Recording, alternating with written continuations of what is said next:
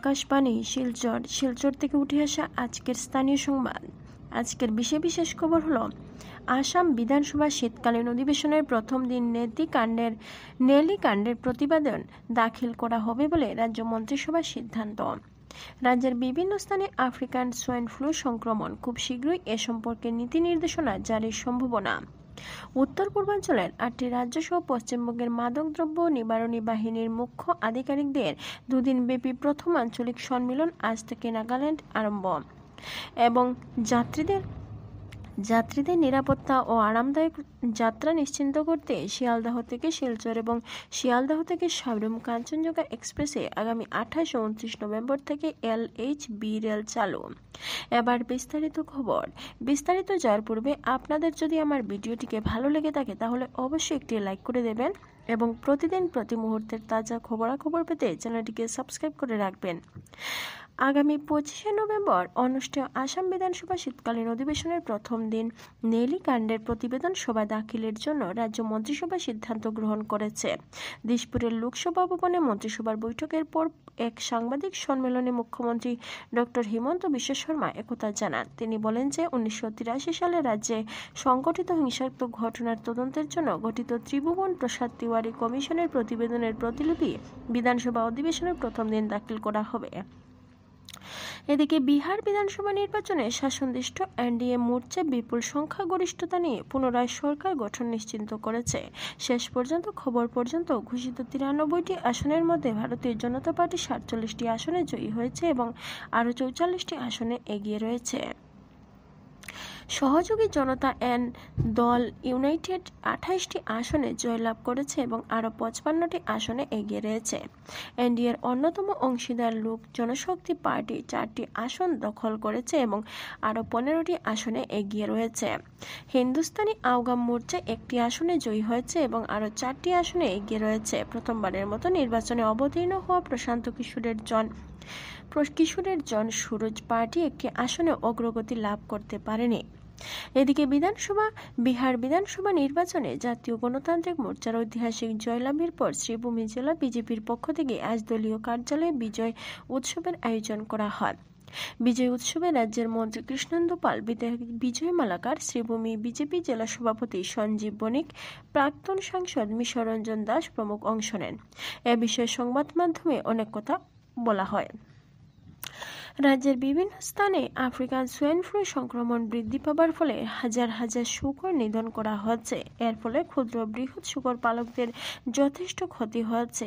আপার আসামের বিভিন্ন জেলা, বিশেষ করে শিবসাগর, ধেমাজি, ডিব্রুগড় ও লখিমপুরে আফ্রিকান সোয়াইন ফ্লু সংক্রমণ সর্বাধিক বলে আমাদের সংবাদদাতা জানিয়েছেন।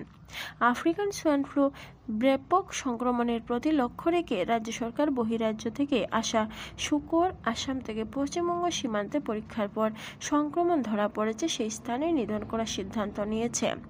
রাজ্য সরকার শীঘ্র শূকরের মাংস বিক্রয়ের ক্ষেত্রে বিশেষ নির্দেশ জারি করবে। পশুপালক ও পশু চিকিৎসা বিভাগের মন্ত্রী কৃষ্ণেন্দু পাল জানিয়েছেন যে বিভিন্ন স্থানে সোয়াইন ফ্লুর সংক্রমণের প্রতিরোধের জন্য ব্যবস্থা গ্রহণ করা হলেও এই রোগের কোনো প্রতিষেধক না থাকার জন্য এর সংক্রমণ ক্রমশ বৃদ্ধি পাচ্ছে। মুখ্যমন্ত্রী ডক্টর হিমন্ত বিশ্ব শর্মা এই পরিস্থিতি পর্যালোচনা করেছেন বলে মন্ত্রী শ্রী পাল জানান। সরকার ক্ষতিগ্রস্ত সব শূকর পালকদের ক্ষতিপূরণ প্রদান করবে বলে তিনি জানান। রাজ্য সরকার শূকর পালকদের ক্ষতিপূরণ প্রদানের জন্য কেন্দ্রীয় সরকার থেকে 14 কোটি টাকার অনুদান চেয়েছে বলে তিনি উল্লেখ করেন। এদিকে আজ শিশু দিবস। স্বাধীন ভারতের প্রথম প্রধানমন্ত্রী পণ্ডিত জওহরলাল নেহরুর জন্মদিনটি প্রতি বছর শিশু দিবস হিসেবে পালন করা হয়। প্রধানমন্ত্রী নরেন্দ্র মোদী দেশের প্রধানমন্ত্রীর জন্মবার্ষিকী উপলক্ষে তার স্মৃতির প্রতি গভীর শ্রদ্ধা জ্ঞাপন করেছেন। মুখ্যমন্ত্রী ডক্টর হিমন্ত বিশ্ব শর্মা শিশু দিবস উপলক্ষে সামাজিক মাধ্যম যুগে শুভেচ্ছা জ্ঞাপন করেছেন। এক বার্তায় ডক্টর শর্মা শিশু পৃথিবীর সবচেয়ে প্রিয়তম উপহার বলে মন্তব্য করে প্রত্যেকটি শিশুর কুশল কামনা করেন। বরাক উপত্যকার 3 জেলার বিভিন্ন শিক্ষা প্রতিষ্ঠানে আজ নানা কার্যসূচির মাধ্যমে শিশু দিবস উদযাপন করা হয়েছে। কাছাড় জেলার সরকারি ও বেসরকারি স্কুলগুলিতে এই দিবস উপলক্ষে ছাত্রছাত্রীদের সাংস্কৃতিক অনুষ্ঠান, কুইজ, খেলাধুলা ইত্যাদির আয়োজন করা হয়। এদিকে শ্রীভূমি জেলা বদরপুরের সেন্ট্রাল পাবলিক স্কুলে বিভিন্ন কার্যসূচির মাধ্যমে শিশু দিবস পালন করা হয়েছে। এই উপলক্ষে আজ সকালে স্বাধীন ভারতের প্রথম প্রধানমন্ত্রী পণ্ডিত জওহরলাল নেহরুর প্রতিকৃতিতে পুষ্পার্ঘ্য অর্পণ ও প্রদীপ প্রজ্বলন করা হয়। এরপর সারাদিনব্যাপী সাংস্কৃতিক অনুষ্ঠান, বক্তৃতা ইত্যাদি অনুষ্ঠিত হয়। লায়ন্স ক্লাব অফ লালার উদ্যোগে আজ গৌতম রায় ফ্যান্স ক্লাবে শিশুদের নিয়ে বিভিন্ন কার্যসূচির মাধ্যমে শিশু দিবস উদযাপন করা হয়। পণ্ডিত জওহরলাল নেহরুর প্রতিকৃতিতে পুষ্পার্ঘ্য অর্পণ করে অনুষ্ঠানের সূচনা করেন লালা উচ্চতর মাধ্যমিক ও বহুমুখী বিদ্যালয়ের অধ্যক্ষ রবীন্দ্রনাথ ও ক্লাব সভাপতি নুরুল মজুমদার। এরপর শিশুরা সমবেত সঙ্গীত, নাচ, গান ইত্যাদি পরিবেশন করে। অনুরূপভাবে হাইলাকান্দি জেলার বিভিন্ন স্কুলে আজ শিশু দিবস উপলক্ষে নানা কার্যসূচির আয়োজন করা হয়। উত্তর পূর্বাঞ্চলের 8টি রাজ্য সহ পশ্চিমবঙ্গের মাদকদ্রব্য নিবারণী কার্যবাহীর মুখ্য আধিকারিকদের প্রথম আঞ্চলিক সম্মিলিত আজ থেকে নাগাল্যান্ডের পুলিশ স্টেশন প্রাঙ্গণে চুমকি দিমাতে আরম্ভ হয়েছে। নাগাল্যান্ড পুলিশের মাদকদ্রব্য নিয়ন্ত্রণ ব্যুরোর সহযোগিতায় দুদিনব্যাপী এই সম্মেলনের আয়োজন করা হয়। নেশামুক্ত ভারত অভিযানের অধীনে আয়োজিত এই সম্মিলিত মাদকদ্রব্যের সরবরাহ নিয়ন্ত্রণ, বলবৎকরণ এবং নেশামুক্তি ইত্যাদি বিষয়ের উপর বিশেষ গুরুত্ব আরোপ করা হয়েছে। সম্মেলনে অংশগ্রহণ করতে নাগাল্যান্ড পুলিশের সঞ্চালক প্রধান রূপিন শর্মা মাদকদ্রব্য বিরোধী লড়াইয়ের ক্ষেত্রে উত্তর পূর্বাঞ্চলের রাজ্যগুলির গুরুত্বপূর্ণ এলাকা বলে অভিহিত করে এই রাজ্যগুলির সম্মুখীন হওয়া কয়েকটি বিষয় প্রত্যাহারের বিষয় উল্লেখ করেন। 1985 সালে মাদকদ্রব্য অধিনিয়মের সংশোধন ও উত্তর পূর্বাঞ্চল মাদকদ্রব্য সরবরাহের প্রতিরোধী সংস্থা সংগঠন বেশ কয়েকটি নীতিগত সংস্কারের জন্য তিনি সংশ্লিষ্ট কর্তৃপক্ষের প্রতি আহ্বান জানান।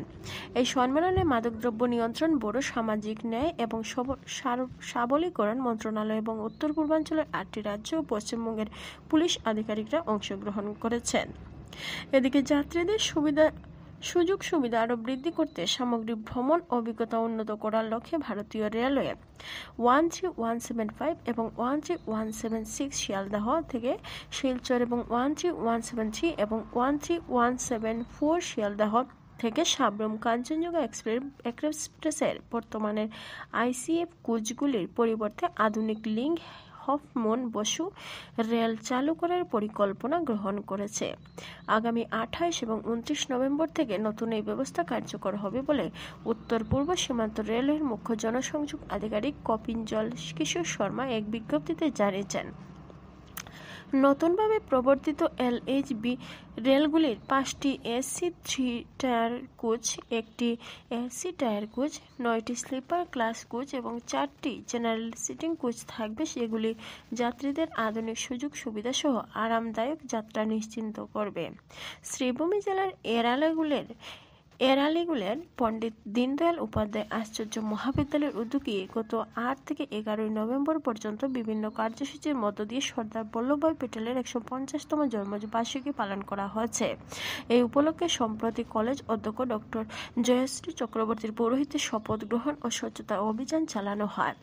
এছাড়া গত 11 নভেম্বর আয়োজিত আলোচনা সভায় ভারতের ঐক্য জাতি গঠনে সর্দার প্যাটেলের অসামান্য অবদান নিয়ে প্রাণীবিদ্যা বিভাগের সহযোগী অধ্যাপক সতীনাথ পাল, ইতিহাস বিভাগের সহকারী অধ্যাপক ডক্টর ফখরুল ইসলাম মজুমদার প্রমুখ বক্তব্য রাখেন। রাজ্যের তফসিলি জাতীয় অনগ্রসরতার শ্রেণী কল্যাণ সঞ্চালক 2024 সালের জানুয়ারি থেকে ডিসেম্বরের মধ্যে আন্তঃবর্ণ বিবাহিত দম্পতিদের এককালীন আর্থিক অনুদান প্রদানের জন্য দরখাস্ত আহ্বান করেছে। এর জন্য সব রেজিস্ট্রার কার্যালয় থেকে বিবাহের শংসাপত্র দিতে হবে এবং বিবাহ 2024 সালের 1 জানুয়ারি থেকে 31 ডিসেম্বরের মধ্যে হতে হবে। দ্বিতীয় বিবাহের ক্ষেত্রে কোনো অনুদান প্রদান করা হবে না। দম্পতির বার্ষিক আয় 5 লক্ষ বা তার কম হতে হবে। যোগ্য দম্পতিদের প্রয়োজনীয় নথিপত্র নিয়ে আগামী 30 নভেম্বরের মধ্যে তফসিলের জাতীয় অনগ্রসরতার শ্রেণী সঞ্চালকের কার্যালয়ে উপস্থিত থাকতে বলা হয়েছে। বিশদ বিবরণের জন্য সঞ্চালকের ওয়েবসাইটে দেখতে বলা হয়েছে। এদিকে বরাক উপত্যকার প্রাক্তন সেনা কল্যাণ ব্যবস্থাকে আরও শক্তিশালী করতে অসম সেনা কল্যাণ বোর্ডের সঞ্চালক ব্রিগেডিয়ার পলাশ চৌধুরী 3 দিনের বরাক উপত্যকা সফরে এসেছেন। 3 দিনের বরাক উপত্যকা সফরে তিনি কাছাড়, শ্রীভূমি ও হাইলাকান্দি জেলার সব জেলা সেনা কল্যাণ বোর্ডের কার্যালয় পরিদর্শন সহ প্রাক্তন সেনা সদস্য এবং বিভিন্ন ইএসএম অ্যাসোসিয়েশনের প্রতিনিধিদের সঙ্গে পেনশনের সুবিধা ও অন্যান্য কল্যাণমূলক প্রকল্প নিয়ে আলোচনা করেন। পরে ব্রিগেডিয়ার শ্রী চৌধুরী 90 বছরের ঊর্ধ্বের কয়েকজন প্রাক্তন সেনাদের বাড়িতে গিয়ে সম্মান জানান। তার এই সফর বরাক উপত্যকার প্রাক্তন সেনাদের মধ্যে নতুন আস্থা জাগিয়ে তুলেছে, যেখানে সেনা কল্যাণ বোর্ডের সময়োপযোগী পরিষেবা, স্বচ্ছ যোগাযোগ এবং সম্মানজনক সেবায় অটল থাকার প্রতিশ্রুতি পুনরায় ব্যক্ত করা হয়েছে। ব্রিগেডিয়ার শ্রী চৌধুরী গত 12 নভেম্বর থেকে বরাক উপত্যকা সফর করছেন। আজকের মতো স্থানীয় সংবাদ এখানেই শেষ হলো।